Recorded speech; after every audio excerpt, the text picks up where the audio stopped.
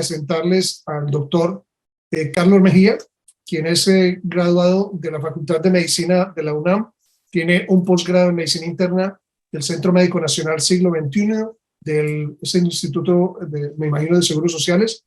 Tiene experiencia en el manejo de urgencias en adicciones en la Unidad de Atención de Toxicología por mucho tiempo, ex profesor de pregrado para la UNAM. Perdón, aquí se me atravesó una cosa, me disculpan. El doctor Carlos Mejía también es jefe de servicio de urgencias de un hospital entre el 2008 y el 2012, médico adscrito a urgencias HGS 32 y el médico adscrito a urgencias del Hospital Darío Fernández también del 2013 al 2019. Pues para mí es un placer invitar al doctor Carlos Mejía para que me acompañe y vamos a visitar un aspecto muy importante. Yo creo que muchos de ustedes están familiarizados y pues Carlos, primero que todo, muy buenas noches y muchas gracias por aceptar la invitación.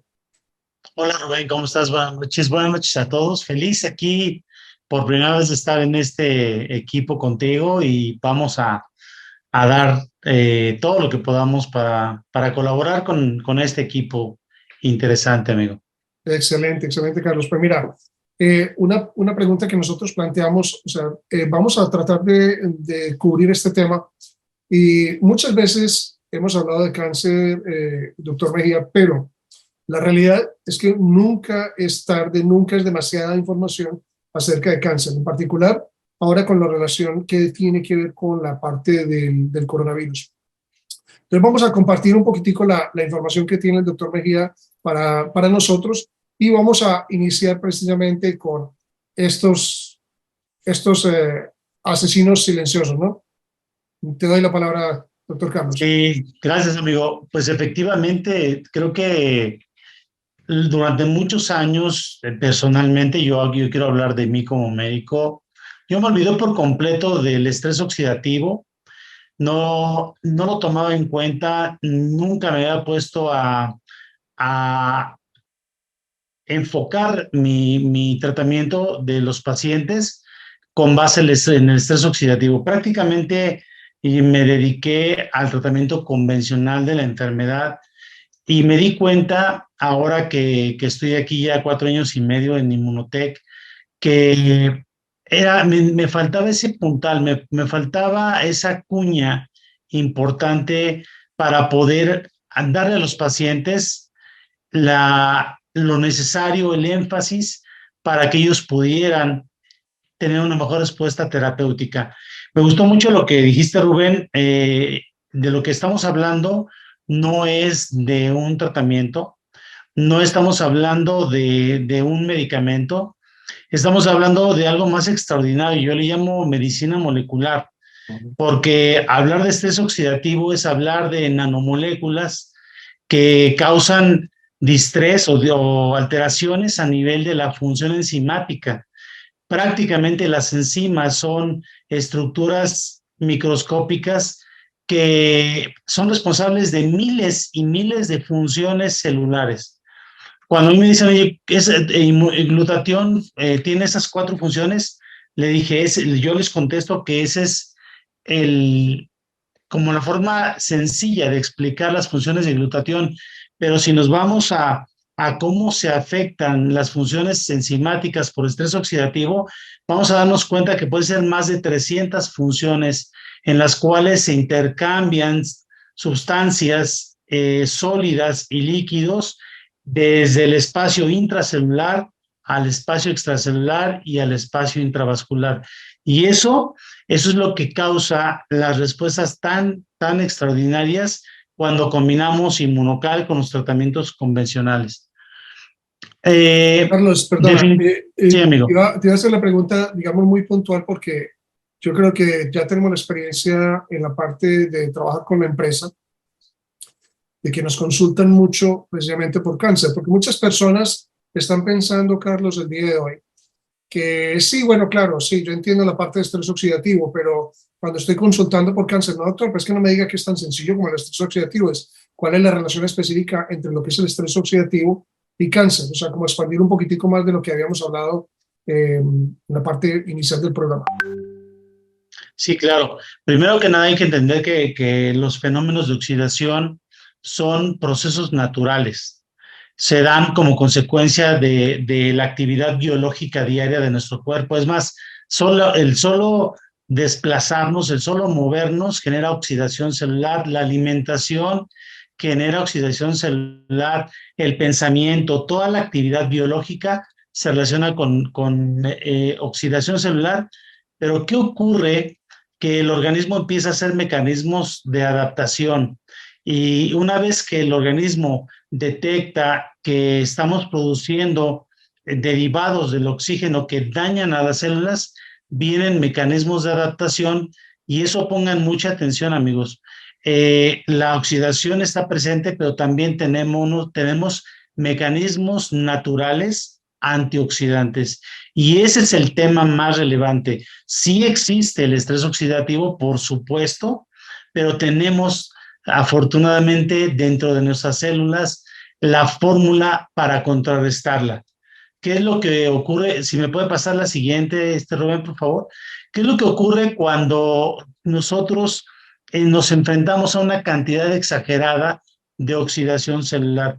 Sobreviene, si ustedes pueden observar ahí en la gráfica, los mecanismos de daño generalmente son mecanismos externos, desde la alimentación hasta situaciones comunes como la radiación solar, que la recibimos a diario, en unos lugares más que en otros, pero a fin de cuentas la radiación UV es responsable de daño a nivel del ADN, del material genético. Lo mismo ocurre con radiaciones electromagnéticas que recibimos de pantallas, de teléfonos celulares, por ejemplo, yo aquí estoy cerca de un cableado eléctrico impresionante, y cuando mido con el radómetro a qué me estoy exponiendo, pues prácticamente más de 9,000 unidades RADS que están en mi cuerpo. Pero ¿qué pasa si yo no me protejo? ¿Qué pasa si yo no elevo los niveles de glutatión? Entro en esa parte roja que se ve en la gráfica del lado izquierdo, en donde empiezo a romper con los mecanismos de defensa de mi cuerpo. En la parte superior izquierda de la imagen pueden ver una mitocondria, una estructura fundamental para todos los procesos metabólicos. Es la pequeña pero maravillosa estructura o fábrica de nuestro cuerpo, que también se cansa y también muere como consecuencia del estrés oxidativo. Pero si nosotros le damos los elementos naturales para que se recupere, aumenta la sobrevida de las mitocondrias y se puede regresar a esa fase verde que se ve en la gráfica para que mantengamos el estrés oxidativo en niveles controlados y naturales. Pero ¿qué ocurre cuando eso no se da? ¿Qué pasa cuando no nos cuidamos? ¿Qué pasa cuando no nos hidratamos? Cuando no aumentamos los niveles de glutatión, sobreviene el daño en el ADN y se activan esas células que empiezan a proliferar. Me pasa la siguiente, por favor, Rubén. Y empiezan a proliferar esas células. Si ustedes se fijan en el margen superior derecho, la imagen izquierda muestra cómo se están reproduciendo células naturales y de pronto se escapa una célula anómala. Nuestro sistema inmune la detecta y la elimina.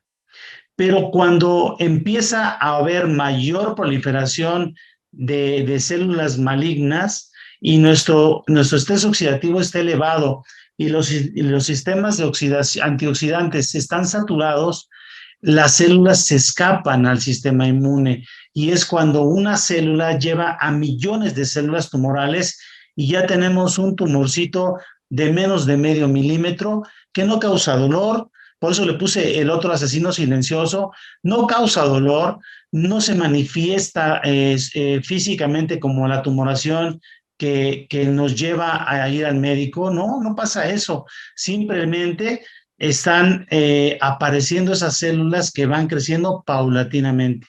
La siguiente, por favor, Rubén. Y entonces, pues esa es la forma como la oxidación desencadena daño al material genético y activa esas células tumorales. Carlos, siempre cuando recibimos una noticia de cáncer, yo creo que desafortunadamente lo que primero se tiene que pasar a la mente de las personas es que cuánto me queda, cuánto le queda a mi mamá, cuánto le queda a mi hijo. Desafortunadamente eso. Lo otro es tener en cuenta de que ¿a qué tipo de cáncer le deberíamos apuntar? Todos son de todas formas horribles desde el punto de vista diagnóstico, pero ¿cuáles son también los más comunes? Claro.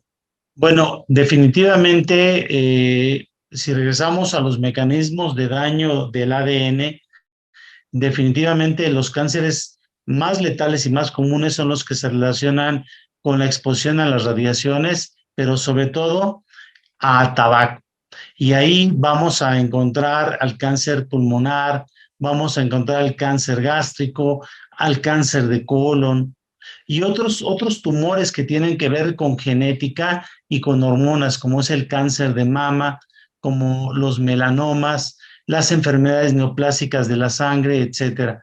Estos todos son tumores que son responsables de la mayor mortalidad en el mundo. Ahí esa estadística que mostramos es de 2021, es la más reciente. Prácticamente dentro de 10 años se actualiza la estadística, pero como no vemos que se modifiquen esos factores de riesgo, nosotros creemos que esto va a ir en aumento. Pero ¿qué pasa si a una persona que fuma, si a una persona que se expone a radiaciones electromagnéticas, si a una persona que ingiere bebidas alcohólicas, si a una persona que tuvo una hepatitis B o C, se protege con elevando el glutatión, puede revertir esta estadística tan tremenda? La siguiente, por favor, Rubén. Lo otro es que las personas tienen que tener en cuenta que hay muchos tipos de tumores, Carlos. ¿Cuáles son los tipos de tumores que existen?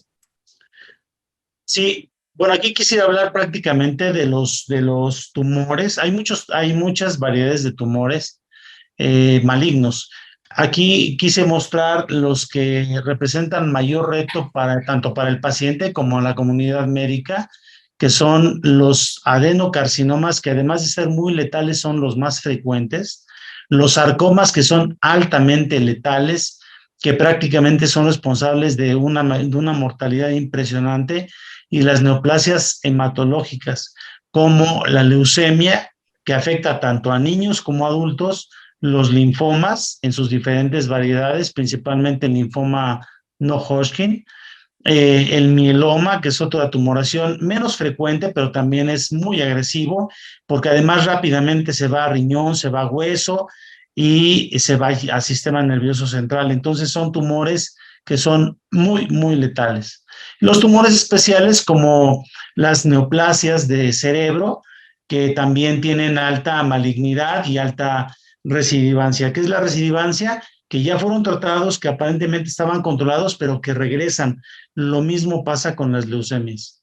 Sabes que eso es un punto muy importante que tú mencionas porque la mayoría de las personas, a menos de que tengan una muy buena instrucción acerca de cómo cuidarse, se tratan de un cáncer, tienen precisamente, los declaran libres de cáncer, pero no hay tal, por lo que tú acabas de decir, por la gran posibilidad de que estos tumores regresen. ¿Cuál es el mensaje? ¿Por qué estamos hablando de esto? Es porque muchas de las personas tienen en sus manos realmente, y si no, pues por eso te invitaron a este programa, la labor importante de seguirse cuidando para evitar muchas veces que ese tumor y ese cáncer recurra, porque ese es de todas formas un peligro latente que tienen este tipo de cáncer.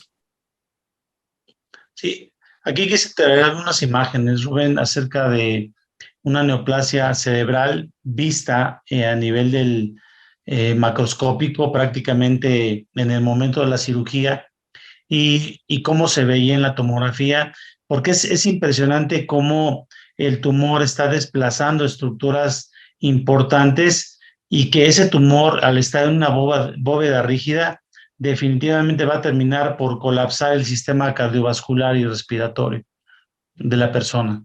Y bueno, esta es impresionante. Vean el hígado del lado derecho.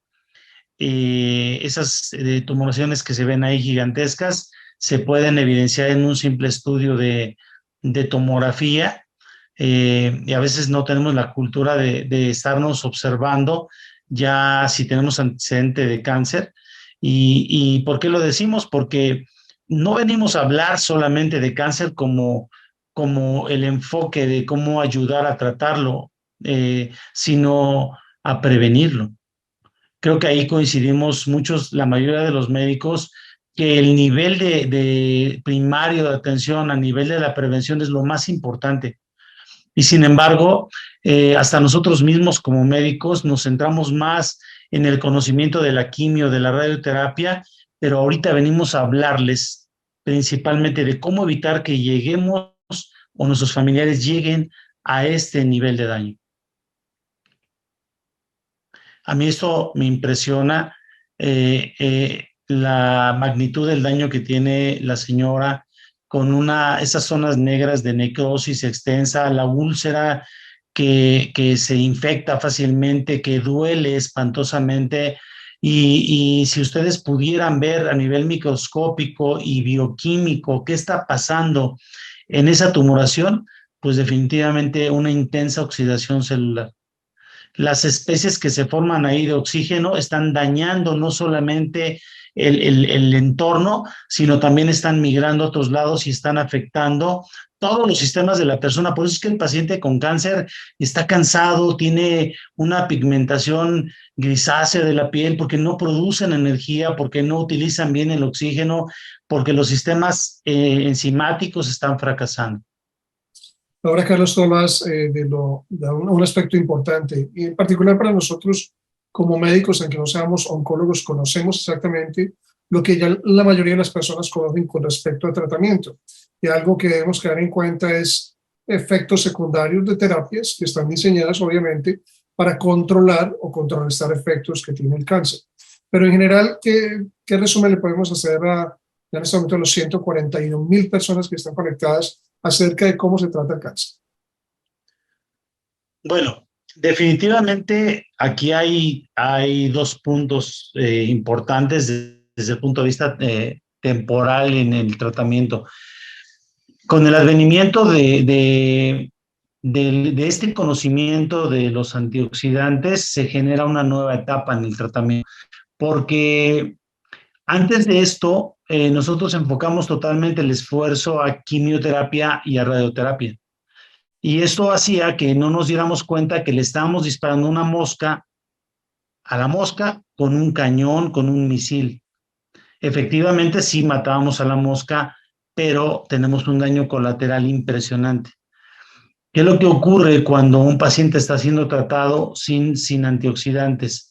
Que el daño colateral también lesiona células y afecta a otros sistemas. Entonces, está la parte en donde disponemos de recursos muy importantes, porque definitivamente la quimio y la radioterapia y la misma cirugía han ayudado mucho a muchos pacientes a tener una sobrevida, pero con el advenimiento de los antioxidantes ahora tenemos una mejor respuesta a la quimio, a la terapia, una mejor tolerancia y bienestar, que es un tema que a mí me gusta mucho, el ver a la persona más animada, más vigoroso, más contento, con menos dolor.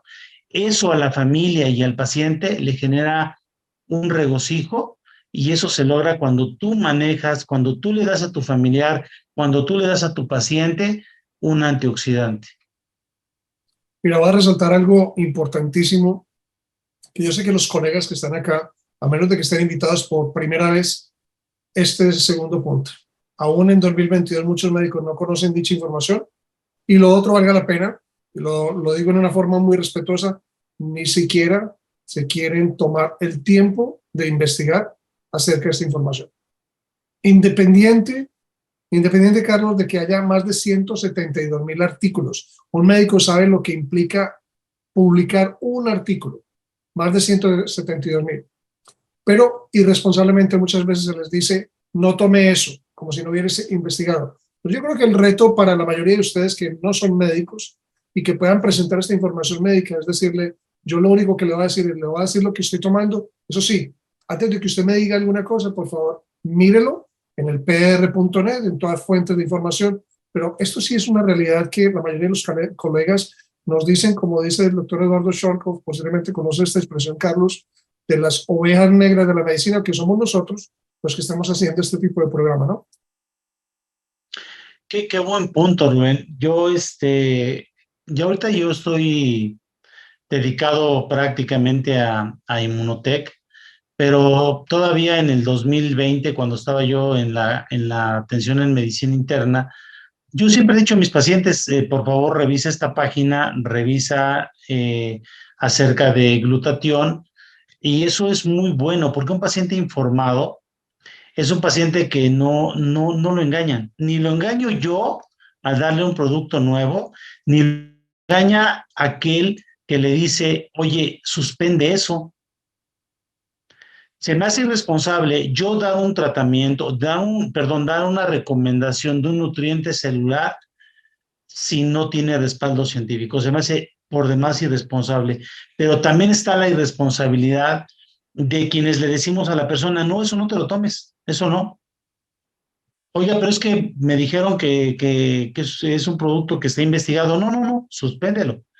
Esa parte es a donde el médico y el paciente tenemos, bueno, no el paciente, el familiar, tenemos un compromiso de ir a la búsqueda de que esto de lo que estamos hablando, esta información tan extraordinaria, lo es porque tiene sustento científico. Si no, usted no estuviera aquí, doctor. Yo creo Usted que con sí, todo ese currículum que yo compartimos escuché, no estaría la aquí, impresión. ¿verdad? Sí, y sabes que una cosa que es muy importante, y en particular para las personas que están conectadas con ese interés de aprender un poco de cáncer, ahorita vamos a hablar un poco más específicamente con el doctor Carlos Mejía acerca de la utilización de Inmunocal, pero algo muy importante. Cuando el médico la próxima vez te diga, esto no te lo puedes tomar, porque esto empeora el cáncer, la pregunta que yo les hago de todo corazón es, ¿cómo se imaginan que una empresa canadiense de 25 años de existencia todavía estuviera abierta y pudiera mercadear algo que hiciera que los pacientes con cáncer estuvieran peor? Pongan solamente la pregunta, ¿cómo es de fácil en este momento cerrar empresas porque, digamos, contradicen o contrarrestan los beneficios de una medicina, digamos, alopática o tradicional? La empresa no existiría. La otra cosa, que posiblemente no la mencionamos, Carlos, pero que es importante. La base fundamental inicial de los estudios, o sea, estudios científicos basados con el inmunocal, antes de que se conociera el inmunocal, aislada de la proteína del suero de la leche humanizada, o HSM90, mucho antes de conocer este producto como inmunocal, fue investigado en cáncer y en infección con SIDA, con el virus del VIH. O sea que si nos remontamos a la ciencia, ya esto viene apoyado 45 años para lo que estamos hablando de hoy. Esto es fácil para un médico ignorarlo, pero la realidad es que esa es parte de la ignorancia médica que nosotros compartimos con los pacientes cuando no nos tomamos el tiempo de meternos posiblemente en un programa de estos porque pensamos que estamos perdiendo el tiempo. Simplemente esto. Pero me gustaría que comentaras un poquitico acerca de esto, papel de los antioxidantes en la prevención del cáncer, porque, Carlos, la realidad es que este título lo podríamos utilizar para todas las enfermedades, ¿no? ¿Qué empezó a haber evidencias de que las dietas ricas en antioxidantes mejoraban el pronóstico? Y ese inicio de antioxidantes comunes que conocemos como la vitamina C, como la vitamina D, la vitamina B, los diferentes antioxidantes que hay en la dieta, miles de antioxidantes, han mejorado el pronóstico, pero este artículo en particular me gustó, no se aprecia bien ahí, pero empieza a hablar de glutatión. Y entonces, cuando yo encuentro ese artículo que habla de la suplementación para elevar los niveles de glutatión y el beneficio en cáncer, fue cuando yo me empecé a enamorar, si se puede decir así, de la utilización de este nutriente celular en los pacientes con cáncer. Y adelante les vamos a tener un poco más de información. Pero ahora exactamente, hablamos, ya más o menos hemos hablado un poco de esto, pero la relación que existe entre los niveles de glutatión y enfermedad como el cáncer. Ya lo había mencionado yo, pero muchas personas han ingresado después de que yo termine mi parte. Entonces, Carlos, ¿por qué no nos explicas un poco acerca de esta relación? Claro. Bueno, esta gráfica está muy ilustrativa. Bueno, son 4 gráficas. La primera gráfica tiene como propósito mostrar una curva normal de glutatión, es decir, pensemos en una persona que se cuidó, que su mamá lo cuidó muy bien, lo alimentó muy bien, creció, hizo deporte, se alimentó bien, tomaba suficientes líquidos, tenía poco estrés. No sé si haya muchas personas así, pero esa es una curva normal de glutatión. La siguiente es una curva de glutatión con enfermedad. Vean ustedes cómo se comporta glutatión cuando tenemos enfermedad y cómo los niveles ya a los 25 años, que es un nivel en el cual empieza a bajar en forma importantísima el glutatión, disminuye en forma dramática. Y cómo cuando llegamos a los 80 años estamos a la mitad de cómo se comporta con una persona que vivió bien, que se cuidó. Esto es impresionante porque a menores niveles de glutatión, todos los marcadores de enfermedad aguda y crónica, todos empiezan a incrementar. ¿Qué es lo que nos está indicando nuestro cuerpo cuando incrementan los niveles de gamma-glutamil transpeptidasa? ¿Qué nos está mostrando el cuerpo cuando incrementa la fosfatasa alcalina? ¿Qué pasa que en forma aguda cuando incrementa en forma importante el dímero D, cuando incrementa en forma importante, por ejemplo, la proteína C reactiva, ultrasensible, el antígeno prostático específico? Nos está gritando el cuerpo que no lo estamos cuidando. Ahora, la tercera gráfica es esa persona que de niño tuvo asma, pero se suplementó y elevó glutatión. Después se mejoró del asma, se curó porque evidentemente el asma no es para toda la vida, pero pues tuvo hígado graso, pero se suplementa. Esa persona que cursa con enfermedades comunes, tratables, pero se suplementa, vean el comportamiento. Mantiene prácticamente niveles de glutatión comparados con la persona sana que sí se cuidó. Pero ahora vean en la última gráfica una persona que se suplementa prácticamente desde que está naciendo y ya su mamá le está dando ese cuartito de inmunocal azul para mantenerle siempre los niveles elevados de glutatión. Recuerden que glutatión es un producto natural que se forma dentro de la célula, no hay sobredosis.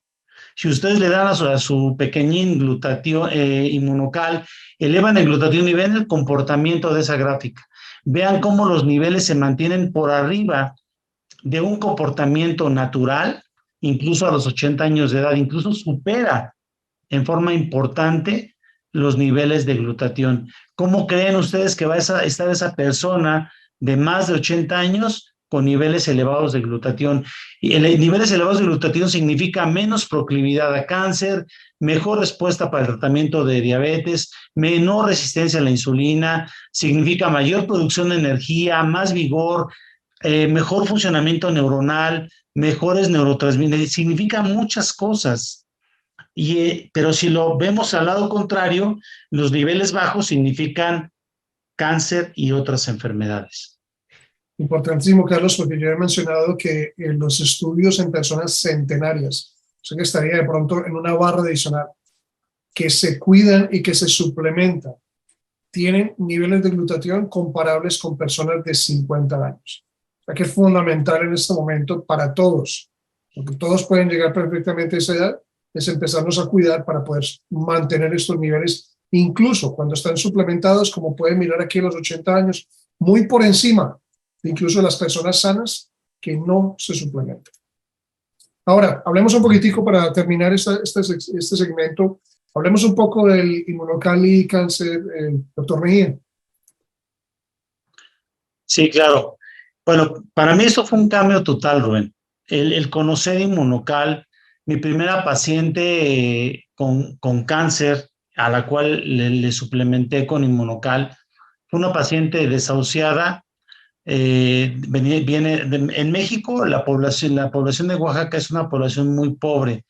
La señora vino a vivir a la Ciudad de México, vivía en una casa prácticamente, una chocita prácticamente, de hecho su piso era de tierra, le entregamos el producto en casa, una persona con un cáncer hepático ya terminal, metastásico, amarilla, le llamamos ictericia a los médicos, amarilla en forma generalizada, con un dolor intenso a nivel de la tumoración, prácticamente 12 centímetros de tumoración al momento de explorarla, muy emaciada, muy desnutrida.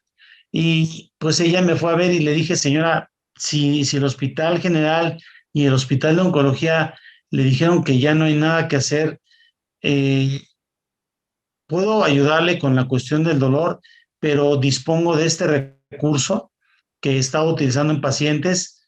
Vamos a intentarlo. Ese fue mi primer paciente, Rubén.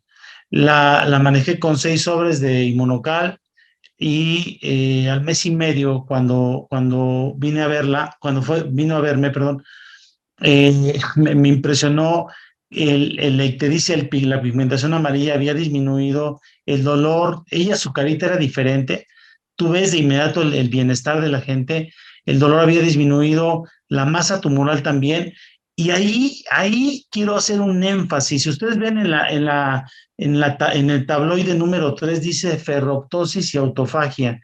Yo dije, algo está pasando aquí, no sé qué es.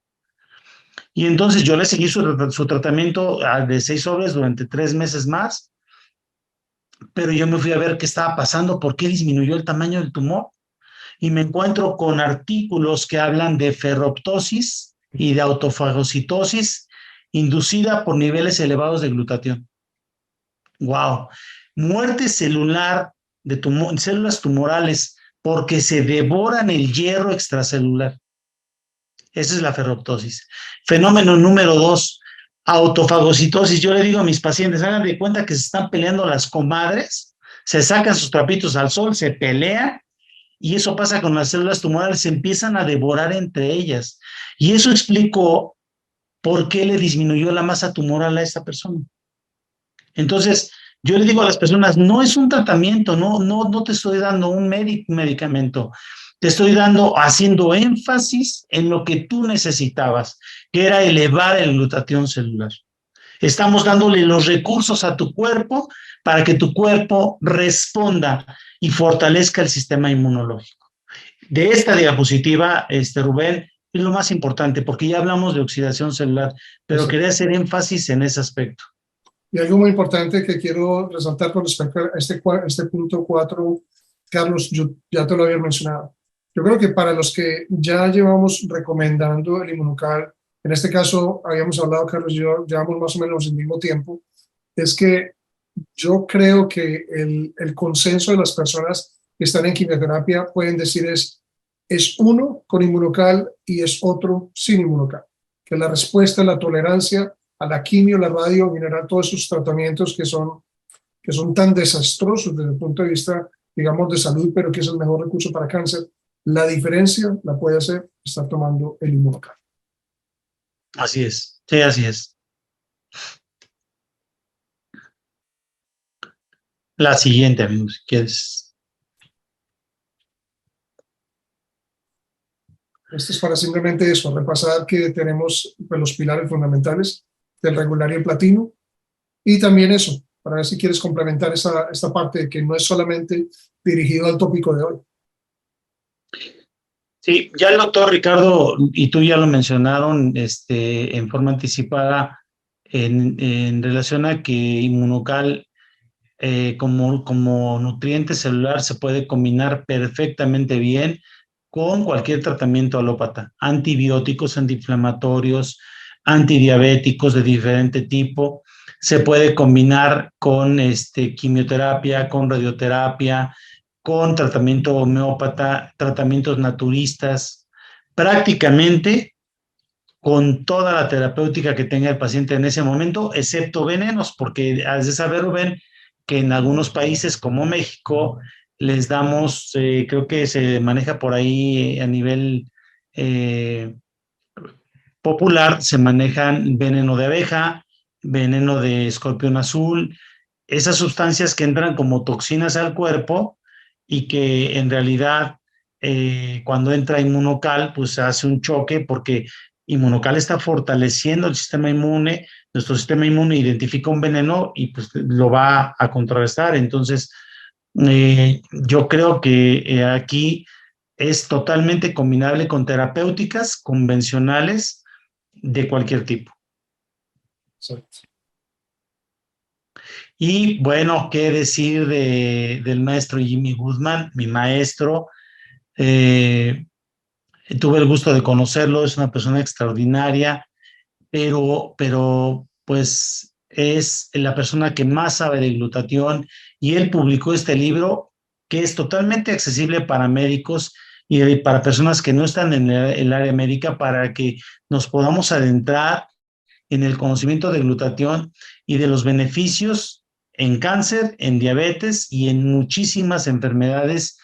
El libro habla de más de 150 enfermedades en las cuales podemos utilizar este nutriente celular que eleva los niveles de glutatión.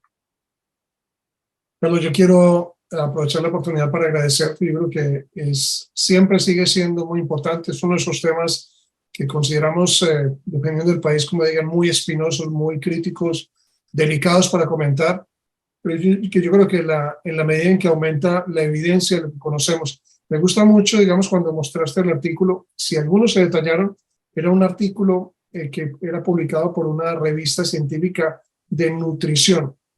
¿Y por qué es importante resaltar esto? Porque muchos de los artículos han sido publicados en la parte de nutrición, es porque de esto se trata, es mejor nutrición celular.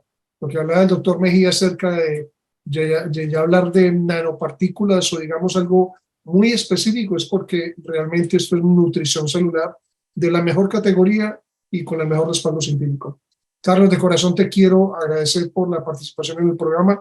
Ya de todas maneras vamos a ver muy pronto, el domingo a las 6 de la tarde, que vamos a tener una expansión de lo que hemos comentado el día de hoy en ese programa que el doctor Ricardo nos ha pedido que lo apoyemos a las 6 de la tarde, hora central de México, Estados Unidos, donde vamos a hablar un poquitico de este tema y vamos a mencionar algo en particular en la relación de lo que es el impacto que puede haber tenido el COVID en los pacientes con cáncer. Carlos, muchas gracias. Gracias a ti, Rubén, y bendiciones para todos. Excelente.